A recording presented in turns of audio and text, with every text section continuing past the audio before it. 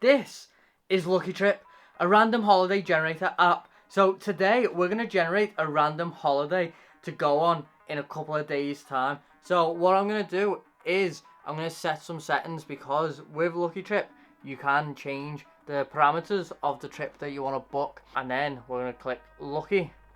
We're going to see where we get. Come on, where we got? What's that? Budapest. I've been to Budapest before, but not for a few years. Once you get your randomized destination, Lucky Trip gives you an option of multiple different flights that you can take. Some keep the price the same, some increase the price, and some actually decrease the cost of the entire trip. Once you pick your flights, Lucky Trip gives you a selection of shortlisted hostels or hotels to pick from. So I'm going to book this hostel that supposedly has mini golf, and I'll see you in Budapest. We've arrived in Budapest. I've literally just got off the bus from the airport, and it is snowing here in Budapest. It's not that cold though, to be fair, but the snow is getting me wet, and my feet are getting wet from the snow on the floor, so that's not fun. We're on the way to the hostel that Lucky Trip booked for us. I've just stopped at Aldi for some snacks, and I'm about maybe 5 minutes away from there.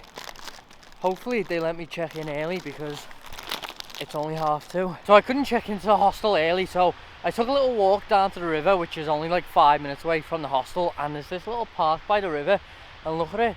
The whole park's just white with snow. It must have been snowing for a couple of days, or at least all night.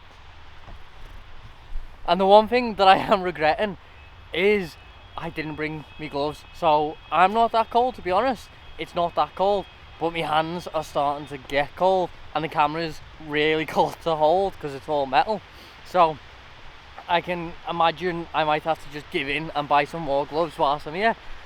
But apart from that, I'm fine, as long as my feet don't get wet, because these are not waterproof at all. I've checked into my hostel now, and it's actually a fairly nice hostel. The community area, the social area, that's quite nice, and they have like a breakfast buffet every morning as well, and they also said they do social events.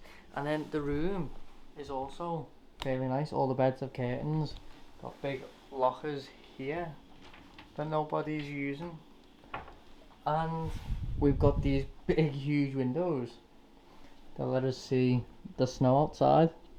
I was wrong about the lockers. People are using them, or must be using them, because I thought they weren't, because none of them had padlocks on. But you actually use your card to lock it. That's crazy. I've never had that in a hostel before. I don't think. It's always been you have to bring your own padlock to lock the locker. But I like that. That's quite cool. After checking in, I decided to take a walk around the local area to get a feel for it and grab a bite to eat. The snow has now turned to rain, and I'm going to head back to the hostel tonight. It's only 7:15, but I have been up since like 5 AM this morning. Today was just a chilled day, just roaming around the city, around the area, just getting a feel for the vibe, the winter Eastern European vibe, which I think is really cool. I love winter in Eastern Europe. It does have a cool vibe to it. But tomorrow we're going to start this video properly, where we're going to start doing some touristy stuff. I'll see you in the morning. Today is our first proper day in Budapest, and with Lucky Trip, when you book a trip, they give you some suggestions of things to do in Budapest.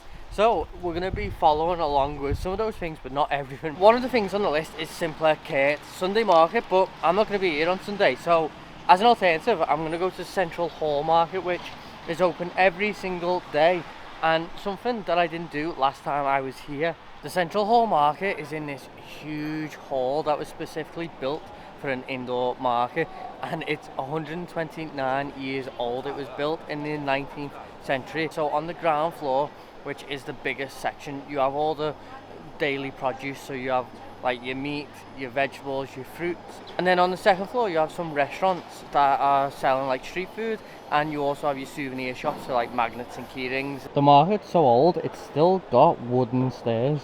So I'm on the first floor of the market now, and this is where you get all your fast food, like your street food, and I've got a traditional langos, which is kind of like a pizza a little bit, except it does normally come with cheese. And these traditionally are breakfast foods. They were made from the leftover dough from the bakery, and they were deep fried dough basically. They would have cheese on them. This doesn't, because they don't have any vegan cheese. But I'm gonna try this because during this trip we are gonna try some traditional Hungarian food. It's put a few too many jalapenos on, to be honest with you. They don't traditionally come with jalapenos, but I just wanted some to make it a bit spicy. That's weird. Because the dough's like fried, it tastes a little bit like a churro. But it's got the tomato sauce on it, so it's like quite savoury. These are so expensive. They cost 3,000, which is around £6 or £7.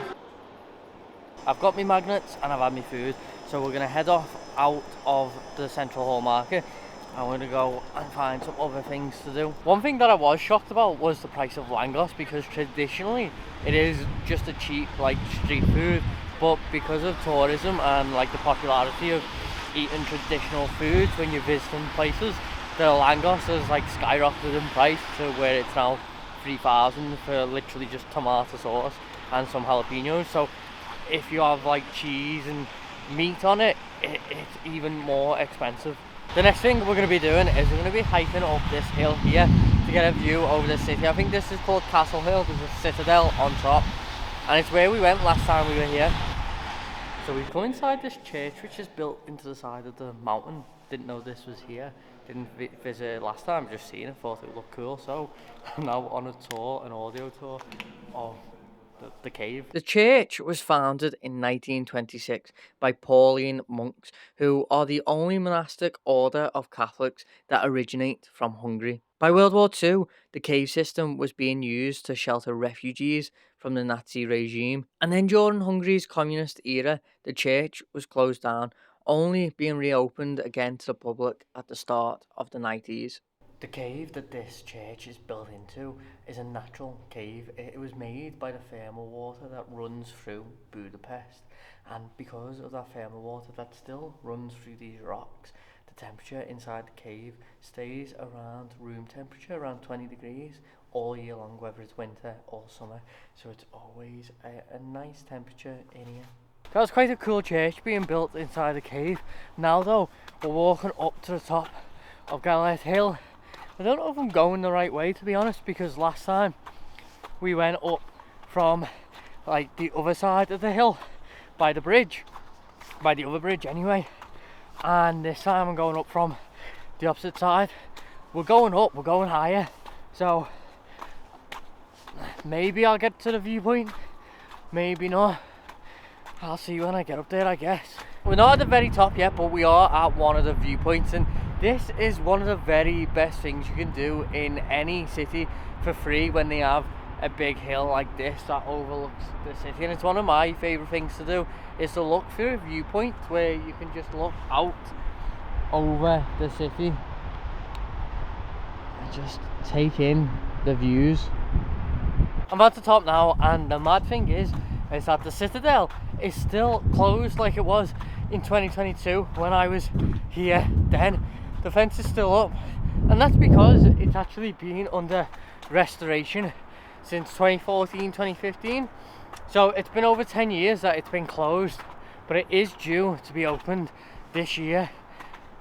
Whether they're on track to open it, I don't know, but when they finally open it, I'll have to come back and actually finally visit the citadel. I'm gonna have to head back to the hostel here because my feet are soaking this like path up to the top of the hill. It's just all slushy, but a lot of that's melted and it's just loads of big puddles on the path. So both feet are now wet. I'm gonna have to go and change my socks. I'm back out in the streets of Budapest now after spending a couple of hours in the hostel just chilling, let my shoes dry, because I'm trying to find some more Hungarian food, and that food is chimney cake. So I actually found a couple of places that do vegan chimney cake. One of them was closed, the other was 1,000 for a chimney cake, which is the cheapest I've actually found, but they only take cash. So I'm at this place now. They charge 1,800, not much more. Today when I took cash out, I did get charged 1,200 for like the charge, and that was the cheapest ATM I found. So it was probably cheaper to just pay the extra here. And by the looks of it as well, these are getting freshly made for me, whereas the other place, they were already wrapped up and cold. Whereas she just took my order and told me, like, gave me one of these, told me to go sit down and wait for it to be done. So this is gonna be nice and hot, and I'm excited. So I've got my chimney cake. I got coconut flavour. I'm gonna give this a try now. It's still hot.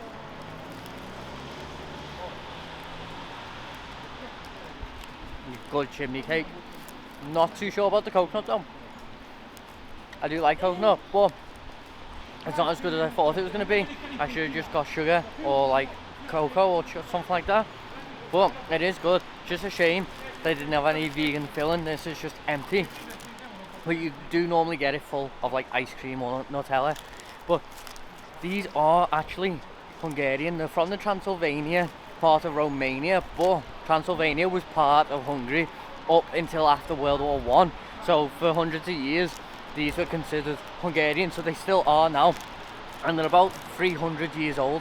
I've been walking around for a little bit after finishing me chimney cake, and literally everywhere you walk in Budapest there's just a huge building that looks sick. That's St. Stephen's Basilica, I think it is, and it's fairly new, like 100 years old. Most of the big buildings seem to be fairly new, but they all do look quite amazing. I've been walking around for a while now. I'm going to head back to the hostel because we're getting up early tomorrow, like 7 AM, to go to the thermal baths. So I'll see you in the morning.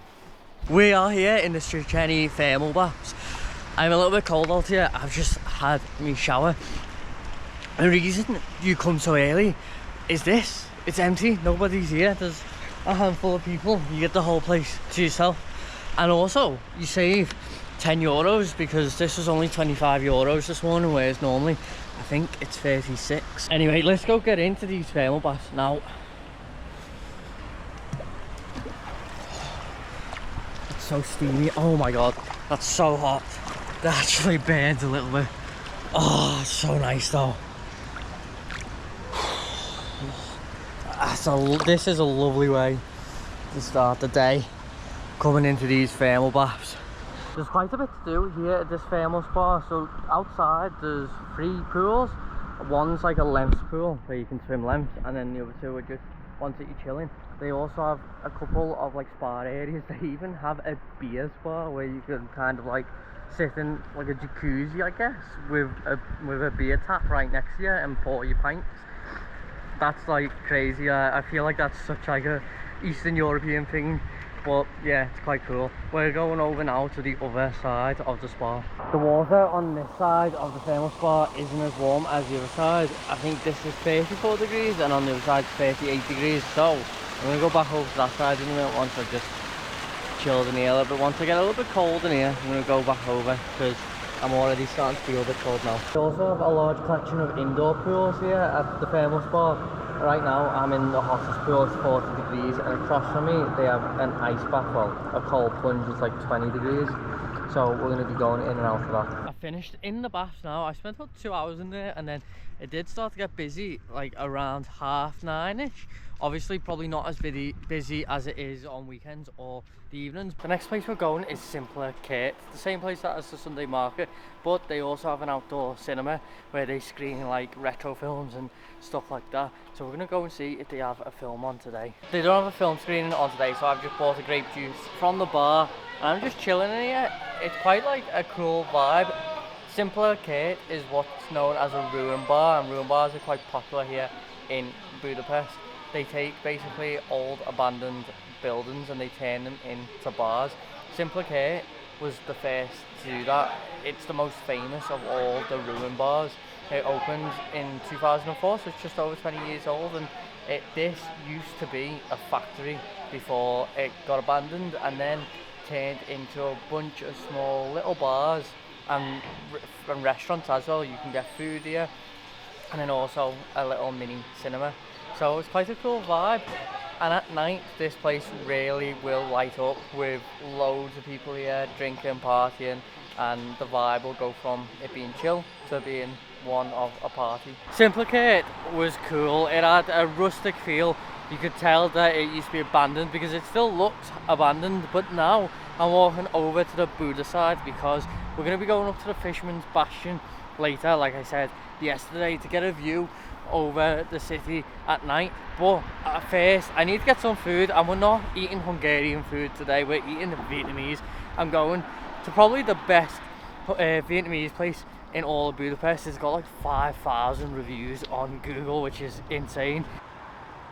The photos came, and the mad thing about it is that this huge bowl of pho and these summer rolls here cost altogether £7.50, whereas in Liverpool just a large pho on its own is £15. 2 years ago it was like 13, probably less, and it's just gone up dramatically. But here it's still £7.50 for all this food, which is unreal. Although I will say I don't think this is as good as it is back home. I've walked up to the Castle Hill district now, which is where you'll find the Buddha Castle and also the Fisherman's Bastion, which is where we're heading now. And you've got the Church of Lady Buddha, I think it is, right in front of us. This is right on the Fisherman's Bastion, so behind that are the Fisherman's Bastion walls. We're at the Fisherman's Bastion now, which is right behind me. This was built at the end of the 19th century to commemorate 1,000 years of the Hungarian state, and it was built on the foundations of the old castle wall that ran along here. And the reason it's called the Fisherman's Bastion is because this part of the wall was defended by the fishermen that lived in the town below, and that's why it was named the Fisherman's Bastion. Now along the Fisherman's Bastion there are these towers, there's 7 of them, and that's to represent the 7 major tribes that founded the state of Hungary 1,000 years ago. One of the things that you get a really good view of from over at the Fisherman's Bastion on the pest side is the Hungarian Parliament, which is decorated in over 40 kilograms worth of gold. Well, we're going to jump over there right now, so let's go. And we're on the other side. This is the Parliament building of Hungary, and it's actually fairly young. It's only around 120 years old. It's Gothic style, but it's Gothic style revival. So it opened in 1904. I've worked out what gives Budapest this really cool winter vibe, and it's the lights. It's like the orange glow from, I assume these are old, maybe like old filament lights and not new LED lights. But that orange warm glow, I think, is what gives the whole city that cool, like, wintry vibe. One of the great things about Budapest is just how walkable it is. If a walk says about 50 minutes, it's not going to feel like 50 minutes. Like my walk from the room bar to the Vietnamese restaurant said 50 minutes. It felt like half an hour because there's just so much to see along the way that you forget about the walk. But if you don't like walking, then the public transport is amazing too. You can get metro, you can get trams, and you can get buses, and it's all on the Budapest Go app, where you just pay for either a single ticket, 90 minutes, or like a day ticket. The single ticket costs about £1, and you just scan it on the bus when you're getting on.